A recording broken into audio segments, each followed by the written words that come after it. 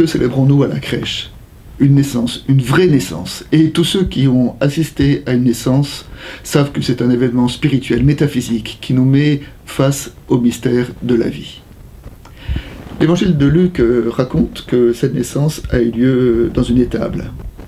Une vraie étable. Pas ces étables avec de la paille aseptisée de nos représentations de la crèche, mais une étable avec des vrais animaux, avec des vraies mouches, avec un vrai désordre. Cette étable pourrait être comme une représentation, une métaphore du chaos de notre monde. C'est dans cette étable qu'est née l'espérance de Noël. Face au désordre de notre monde, ces derniers temps, deux petites lumières se sont allumées. D'abord, les résultats de la COP21. Les accords de Paris ne sont pas parfaits, mais les associations sont unanimes pour reconnaître que dans la fourchette des accords attendus ou espérés, celui qui a été signé se situe en haut de cette fourchette. Deuxième lumière, les résultats des élections régionales en France.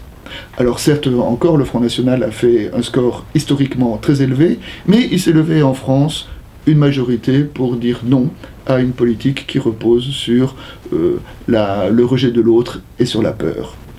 Ces deux petites lumières sont fragiles, à l'image de ces lumignons déposés sur les lieux de mémoire. Nous savons qu'un coup de vent peut les effacer, mais si nous savons les entretenir, nous savons aussi qu'ils peuvent allumer un feu qui dure.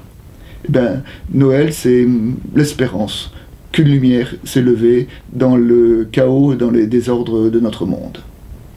Le mystique Angelus Silesius disait « Le Christ pourrait être né 1000 fois à Bethléem, s'il n'était pas né dans ton cœur, tu serais perdu. » Il ne suffit pas d'accueillir la lumière de Noël dans notre monde, il faut encore l'accueillir dans notre histoire.